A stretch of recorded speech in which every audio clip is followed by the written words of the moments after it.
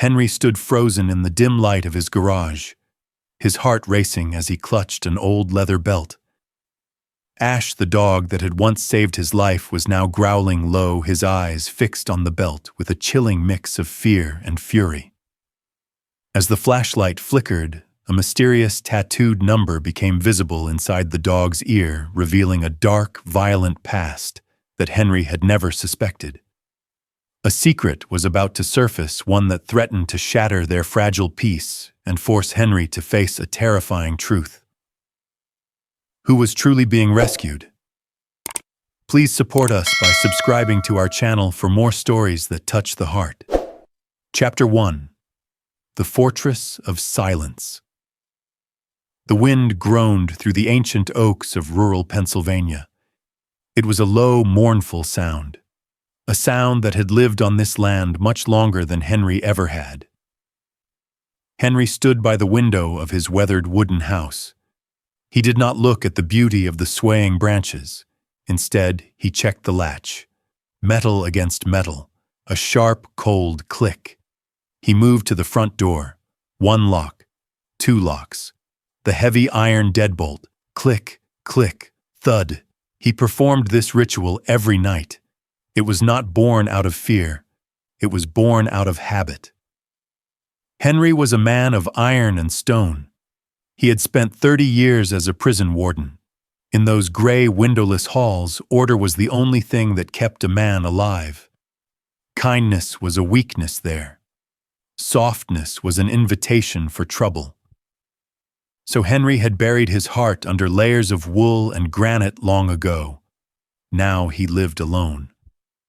The townspeople called him the Warden behind his back. They saw a man with a back as straight as a rifle barrel and eyes the color of a winter sky. They saw a man who never waved. A man who never smiled at their children. They were right. Henry liked the silence, or so he told himself. The only voice in the house was the grandfather clock in the hallway. Tick, tock, tick, tock. It was a heavy, rhythmic heartbeat. It measured the seconds of a life that felt like a long, slow march. Henry sat down in his high-backed armchair. The leather was cracked and cold. He did not turn on the television. He did not listen to the radio. He poured exactly 2 fingers of amber liquid into a heavy glass. No ice, no water, just the burn. He took a sip. It felt like fire in his throat.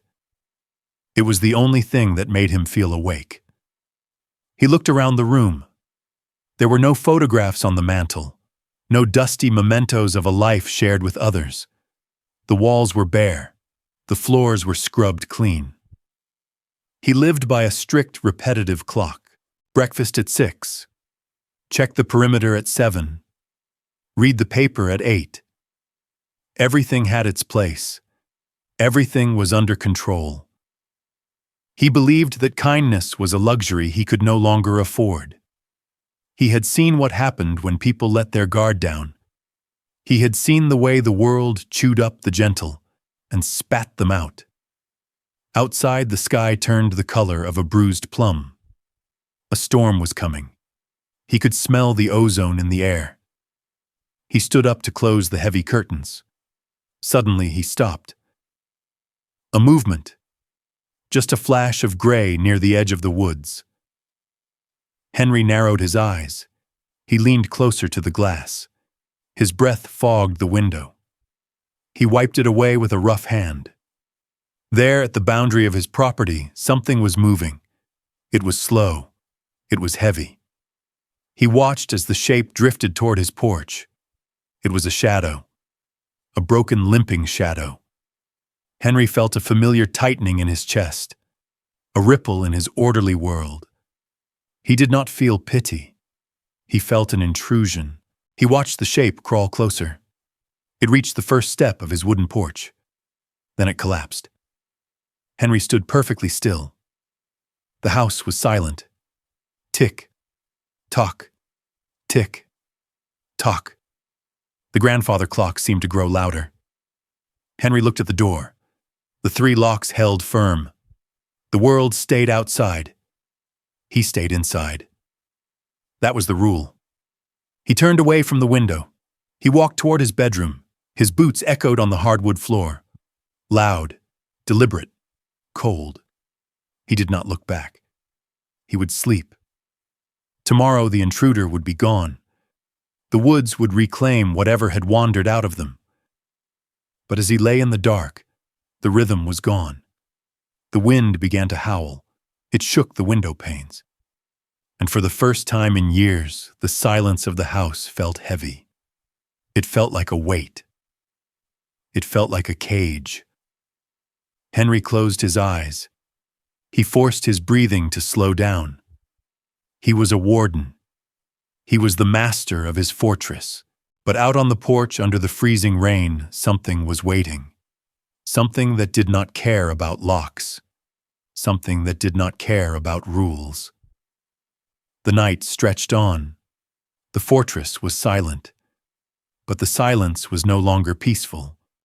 Chapter 2. The Wounded Trespasser. The rain did not just fall. It lashed. It struck the tin roof of the porch with the sound of 1,000 tiny hammers. The wind swept across the Pennsylvania hills, carrying a bone-deep chill that promised a long, hard winter. Inside, Henry sat by his small stove. The fire was low. He was nursing a cup of black coffee when he heard it. Scratch, scratch, whine. It was a soft sound, a weak sound. But in the hollow silence of Henry's house, it felt as loud as a gunshot. Henry set his cup down. He frowned. His brows knitted together, creating deep furrows in his weathered skin. He did not like surprises. Surprises were dangerous. He rose from his chair, his knees popping with the familiar protest of age. He walked to the front door. He gripped the heavy brass handle. He pulled it open. The cold air rushed in like a physical blow. It smelled of wet earth and old pine. There, huddled against the corner of the porch, was a dog. But it was barely a dog. It was a skeleton draped in matted gray fur. The creature was gaunt, its ribs pushed against its skin like the teeth of a saw. It was limping, holding one front paw slightly off the wooden floorboards. But it was the scars that caught the light. Jagged lines, old welts, a map of pain written across its neck and shoulders. Henry did not feel a swell of pity. He felt a surge of irritation. He saw a nuisance. He saw a messy, broken thing that did not belong in his clean, orderly world. "Get on," Henry barked. His voice was rusty from hours of silence. The dog did not run. It couldn't. It only looked up. Its eyes were a cloudy amber brown. They did not show fear. They showed something much worse. They showed a deep, ancient sorrow, a look of a creature that had already accepted the worst the world had to offer. "I said move!" Henry shouted. He stepped out onto the porch. The rain soaked through his flannel shirt in seconds. The dog let out a low, pathetic whimper. It tried to stand its back legs, trembling. It dragged itself a few inches away, leaving a faint smear of mud on the boards. Henry looked at the mess. He looked at the creature that dared to bring its misery to his doorstep. He marched around the side of the house. He grabbed the heavy rubber garden hose. The water was ice cold. It had been sitting in the pipes, buried in the freezing ground. Henry turned the brass nozzle. A sharp, violent stream of water shot out. He aimed it at the porch. He sprayed the wooden floorboards near the dog. Splash! Thud! The water hit the dog's flank. The creature shivered violently. It scrambled to its feet, sliding on the wet wood. "Go on, find a barn, find a ditch," Henry yelled over the roar of the wind. "The world is a cruel place, animal. You have to fend for yourself. Nobody is coming to help you." He sprayed the water again. The dog finally retreated. It stumbled down the stairs.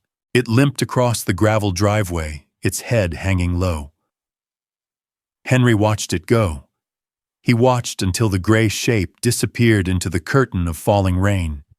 He marched back inside. He slammed the door. 1 lock, 2 locks, the deadbolt. He stripped off his wet shirt and threw it into the corner. He was breathing hard. Stupid thing, he muttered to the empty room. He sat back down. He picked up his coffee. It was cold. He tried to return to his thoughts. He tried to sink back into the comfort of his gray, predictable life.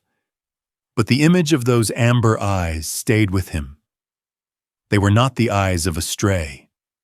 They were the eyes of a prisoner who had stopped hoping for a pardon. Henry stood up again. He couldn't help himself. He walked to the window. He moved the heavy curtain just an inch. The yard was a sea of dark shadows and silver rain. There, under the old maple tree at the edge of the property, the dog had not left. It had crawled onto a bed of wet, rotting leaves. It had curled itself into a tight, shivering ball. It was sitting just outside the reach of Henry's porch light, waiting. It was not asking for food. It was not begging for a bed. It was simply existing in the darkness. Henry let the curtain fall. He turned off the lights. He went to his bedroom. The wind rattled the glass in the frames. Henry lay in the dark, pulling the heavy wool blankets up to his chin. He was warm. He was dry. He was safe.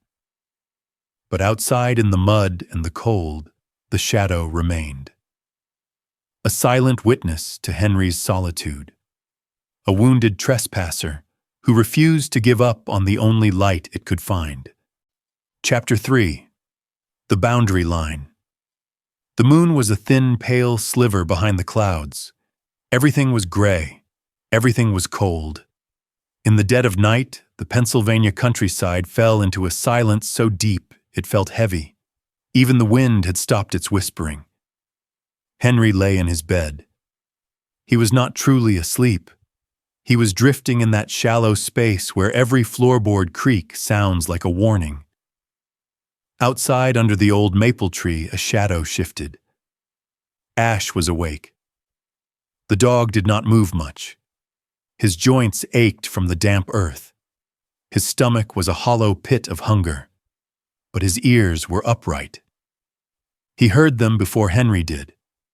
Soft footsteps, the crunch of gravel under heavy boots, the hushed, jagged whispers of young men who thought they were invisible.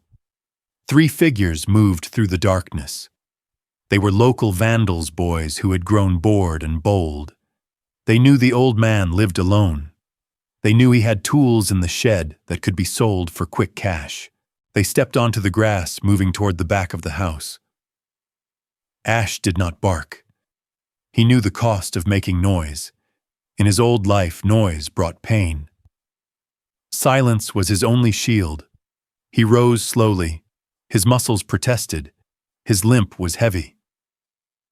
But as the intruders approached the porch, something changed in the dog's eyes. This porch was not just wood and paint. It was the only place that had offered him a glimpse of light. It was the only place where a human had looked at him, even if that look was cold. To Ash, it was sacred ground. The lead intruder reached for the latch of the tool shed. Suddenly the shadows moved. Ash lunged. He did not growl. He was a silent gray streak of fur and fury. He struck the first boy with the weight of his desperate body. Teeth met denim. Claws met skin. A scream tore through the night. Something's got me. Run, it is a wolf. The silence of the night was shattered. Panicked boots scrambled against the dirt. The boys were no longer bold. They were terrified children fleeing a ghost. Inside the house, Henry bolted upright. His heart hammered against his ribs like a trapped bird. He reached for the heavy flashlight on his nightstand. He did not hesitate. He did not call the police. He threw open the front door. The beam of his flashlight cut through the darkness like a blade. He saw them. 3 figures disappearing into the woods at the edge of his property.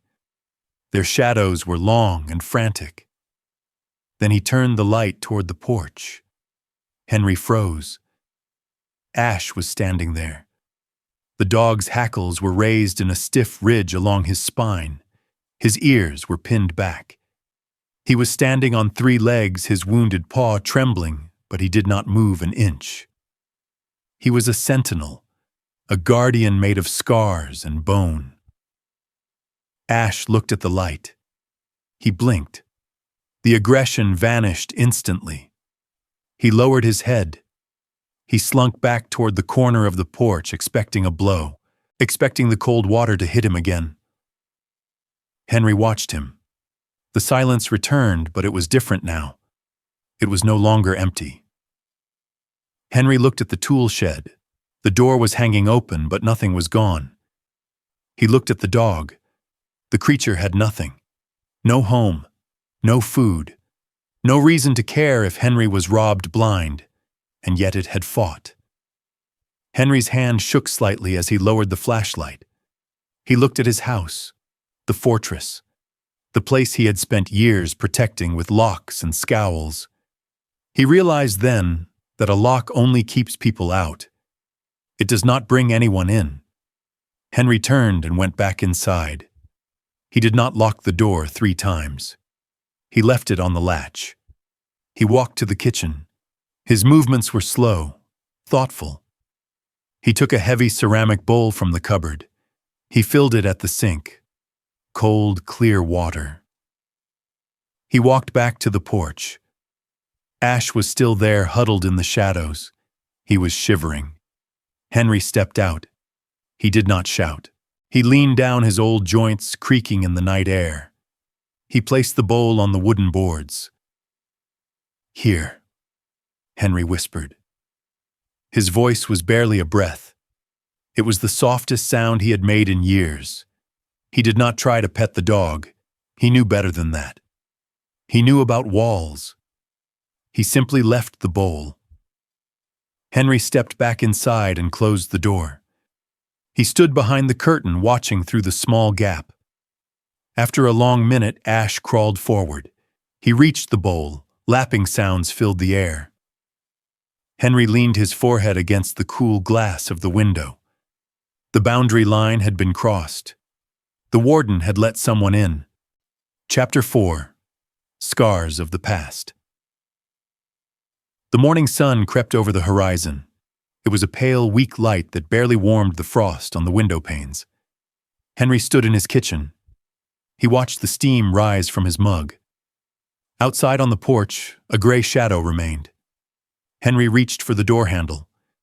He hesitated for only a second. He pulled it open. The cold air swept in, but Henry did not flinch. He looked down at the dog.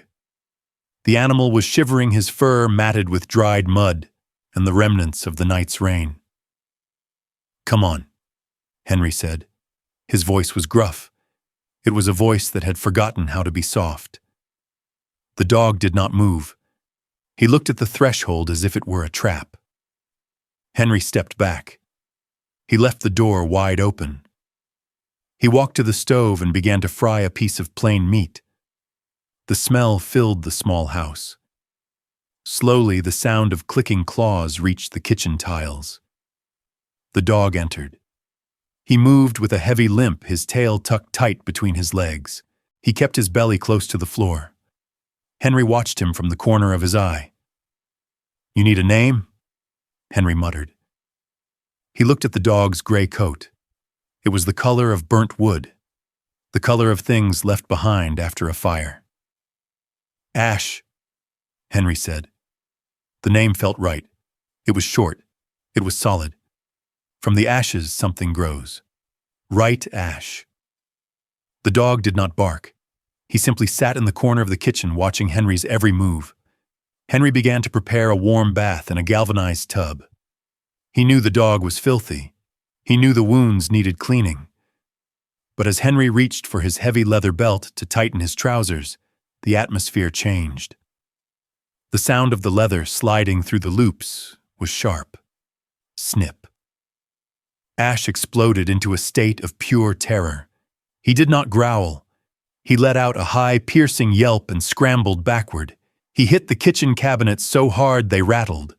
The dog began to scream, a horrible human-like sound of absolute panic. Henry froze. His hands were still on his belt. "Hey, easy, stop that!" Henry raised his voice to be heard over the noise. But the louder Henry spoke, the worse it became. Ash was now flat on the floor, his eyes rolling back in his head. He was shaking so violently that his claws clattered against the tile like rain. Henry realized his mistake. He saw the way the dog stared at the belt. It was not just a piece of clothing to Ash. It was a weapon. Henry slowly, very slowly sat down on the kitchen chair. He moved his hands away from his waist. He lowered his head. "I am sorry," Henry whispered. The silence returned. It was heavy and thick. It took nearly an hour for Ash to stop trembling. Henry eventually moved to the tub. He used a soft cloth and warm water. He did not use the belt. He did not raise his voice. He began to wash away the weeks of dirt. He moved the cloth over the dog's neck. He felt the thick, ropey scars under the fur. Then he saw it. Henry reached for his glasses. He pulled the dog's ear back gently. There, hidden against the pale skin of the inner ear, was a faded tattoo, a string of black numbers and a jagged symbol. Henry felt a cold chill wash over him. It was a feeling he knew well from his years in the prison system. This was not a pet. This was an asset. This was a mark used by illegal fighting rings. Henry's mind raced. He had seen men in his cell blocks with similar marks. Men who treated life like a commodity. Ash had been a fighter.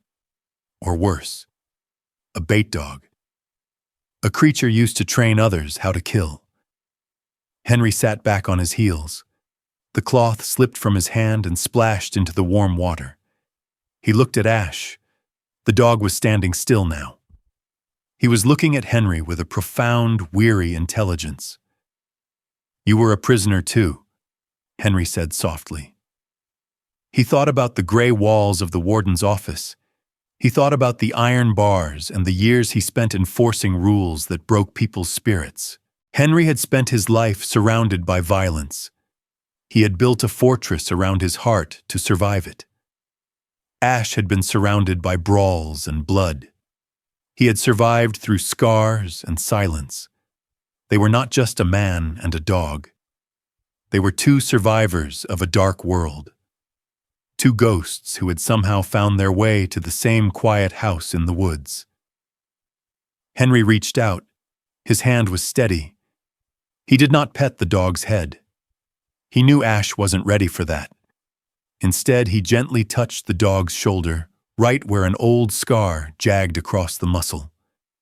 "We are done with that now," Henry whispered. "The gate is closed. The locks are on." Ash did not move away.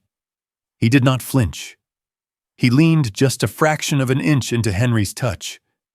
It was a small movement. But in that cold kitchen, it felt like the shifting of a mountain. Henry felt a crack in the granite of his own chest. He realized then that he wasn't just cleaning a dog. He was starting to wash away the soot from his own soul. The grandfather clock in the hall ticked. The water in the tub began to cool. But for the first time in many years, Henry did not feel the need to check the locks. He was exactly where he needed to be. Chapter 5. The Call for Help. The morning was crisp and clear. The air carried the scent of pine needles and damp earth. Henry was in his garden.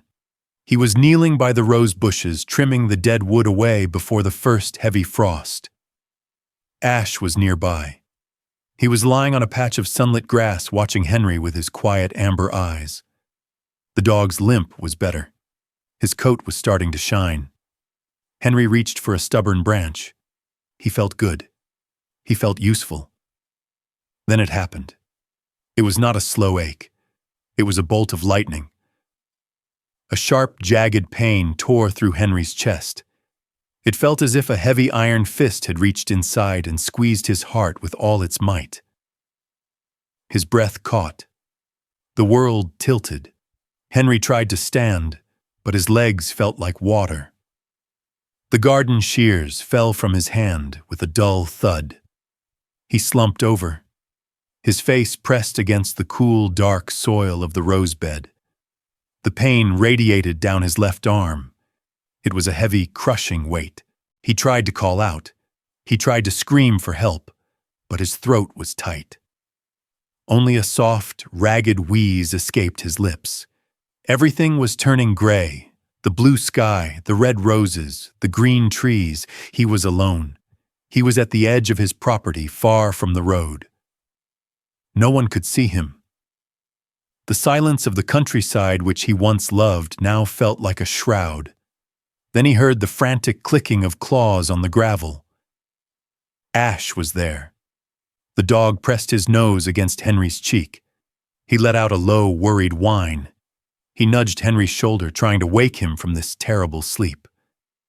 Henry's fingers twitched. He felt the dog's warm breath. "Go," Henry whispered. It was barely a sound. Ash stood over him. He was a creature of instinct.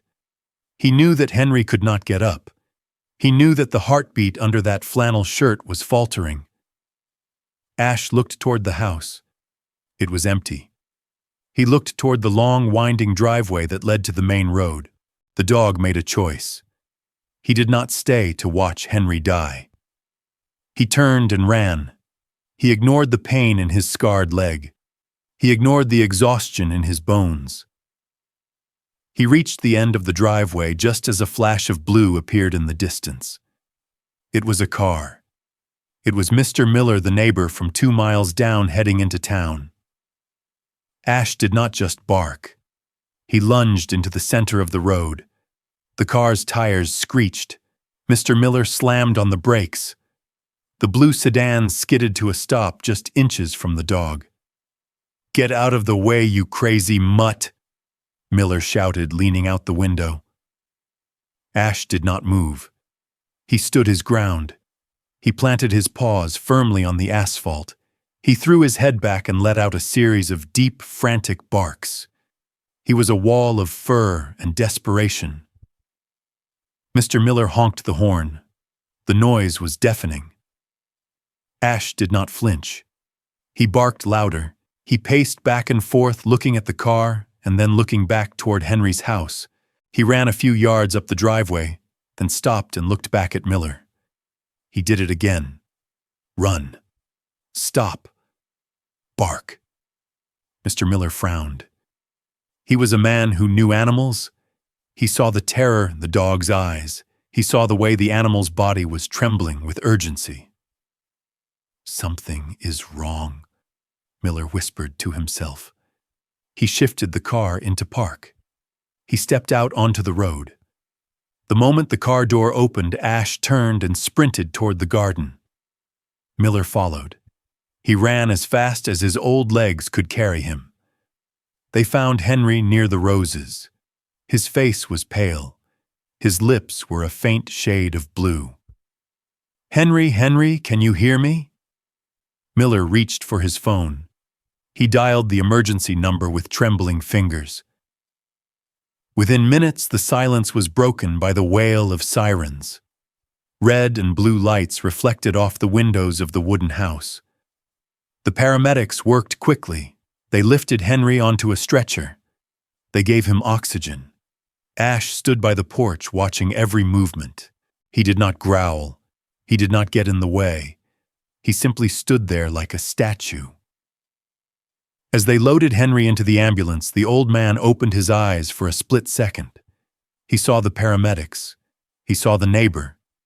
And then he saw Ash. The dog was silhouetted against the setting sun. Henry felt the ambulance doors close. He felt the vehicle pull away. 3 days later, Henry sat in a sterile hospital bed. The doctors spoke of blocked arteries and lucky timing. They spoke of a miracle. But Henry wasn't listening to them. He looked out the hospital window at the gray parking lot. He thought about the dog he had once tried to drive away with cold water. He thought about the scars on Ash's back. Henry realized a profound truth in that quiet room. He had spent his life guarding prisoners. He had spent his life pushing people away to keep himself safe. He had thought he didn't need anyone. Yet when his heart finally failed him, it wasn't a human who had saved him. It was the broken creature he had treated like a nuisance. Ash was the only soul who truly cared if Henry drew his next breath. The only soul who refused to let the silence win. Henry felt a tear track down his weathered cheek. He reached for the phone by his bed. He called the neighbor who was looking after the house. Miller. Henry's voice was thin but clear. "How is the dog?" "He's on your porch, Henry. He hasn't moved since the ambulance left. He's waiting for you." Henry closed his eyes. "Tell him I'm coming home," Henry whispered. "Tell him the warden is coming home." Chapter 6. The Warden's Forgiveness. The taxi pulled up slowly to the edge of the gravel driveway. Henry stepped out. His movements were cautious. His chest felt tight, but not with pain. It was the weight of anticipation. He looked at the house. The weathered wood looked silver in the afternoon light, and there on the top step of the porch sat a gray shadow. Ash did not bark. He did not run. He simply stood up, his ears pricked forward, watching the man who had been gone for a lifetime of 3 days. Henry walked toward him. Each footstep on the gravel sounded like a beat of a drum. Crunch, crunch, crunch. He reached the porch. He stopped. Ash was looking at him with an intensity that made Henry's breath catch. The dog looked for the old Henry. He looked for the man with the cold water and the loud voice. Instead, Henry did something he had never done. He looked at the garage. On the wall hung a heavy rusted iron chain. It was the first thing Henry had bought when he thought about keeping a dog. A symbol of control. A symbol of his old life. Henry walked to the wall. He gripped the cold metal. He ripped the chain from the hook. He walked to the edge of the woods and threw it. The sound of the metal hitting the undergrowth was final. Clang. It was gone. Henry turned back to Ash. He felt the heavy armor around his own heart finally begin to crumble. He was done with locks. He was done with iron. He walked to the center of the porch. Slowly, painfully, Henry lowered himself. His old joints protested. His breath hitched. He knelt down. He was now at the same level as the dog. Ash flinched. He pulled his head back, his eyes searching Henry's face for a hidden threat. He expected a command. He expected to be told to move. But Henry remained still. "I am sorry, Ash," Henry whispered. His voice broke. It was a raw, jagged sound. "I am so sorry. For the water, for the stones, for the way I looked at you and saw a nuisance instead of a friend." Henry reached out his hand. It was trembling. He did not grab. He did not pat roughly. He gently laid his palm on the top of Ash's head. He felt the rough, scarred skin where the hair would never grow back. He felt the warmth of the animal's life. "You are not a prisoner here," Henry said. "You are home." For a long minute, neither of them moved. The wind stirred the dry leaves in the yard. Somewhere in the distance, a bird called out. Then the world changed. Ash stepped forward. He did not pull away. He leaned his heavy, scarred head against Henry's shoulder. He pressed his weight into the man's chest. It was a silent pact. It was the forgiveness of a creature who had known nothing but Bao Luke offered to a man who had known nothing but coldness. Henry closed his eyes. He wrapped his arms around the dog's neck. He buried his face in the gray fur. The tears came then. They were not tears of pain. They were the tears of a man who had finally found the key to his own cage. The warden was gone. Only Henry remained. Two broken souls had found the one thing the world had tried to take from them: peace. They sat there for a long time as the shadows grew long across the porch. Man and dog. Survivor and survivor. The silence was no longer a fortress. It was a sanctuary. Chapter 7. Sunset Peace.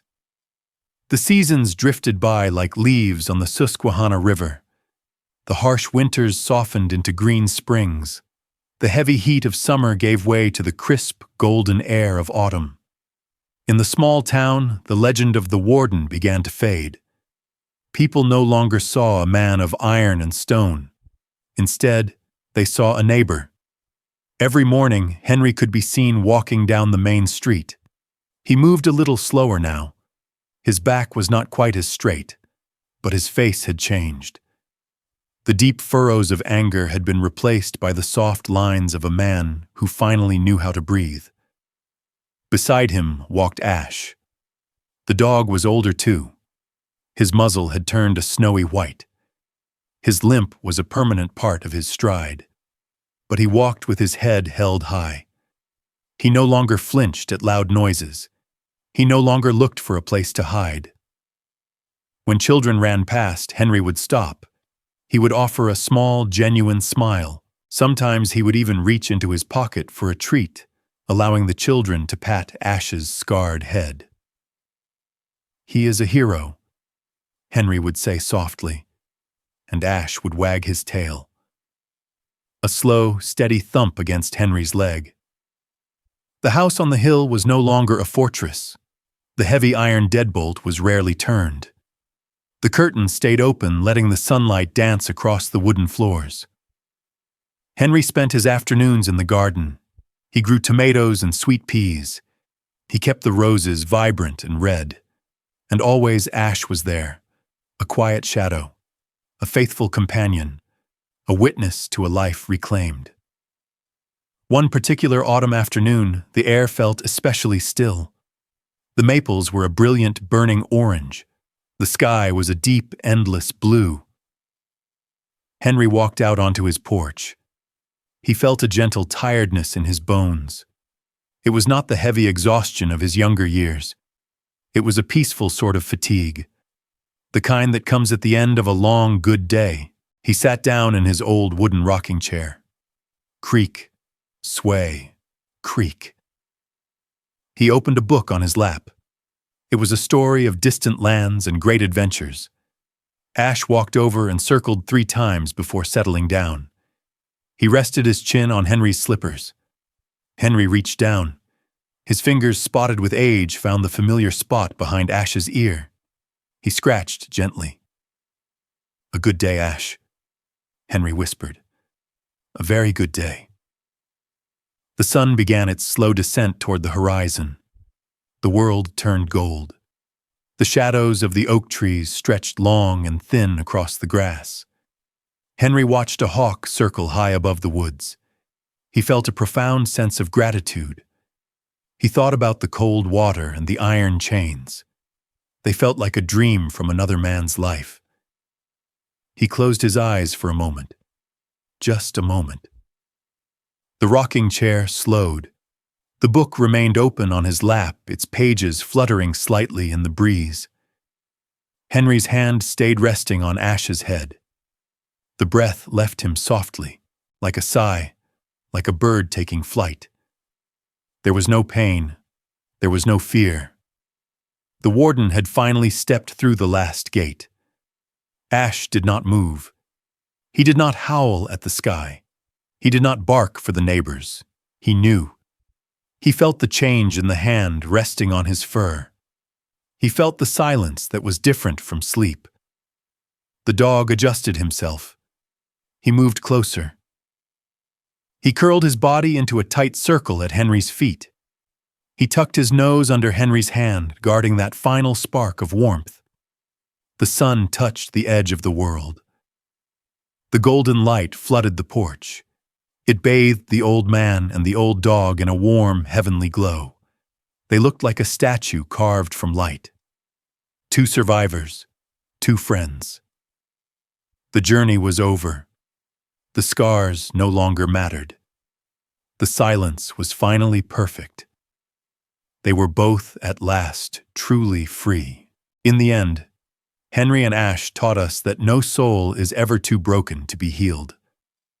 True redemption does not come from the walls we build to keep life out, but from the courage to let a little kindness in. If this story touched your heart, we invite you to join our community by subscribing to our channel. Your likes and comments help these tales of love and loyalty reach others who might need them today.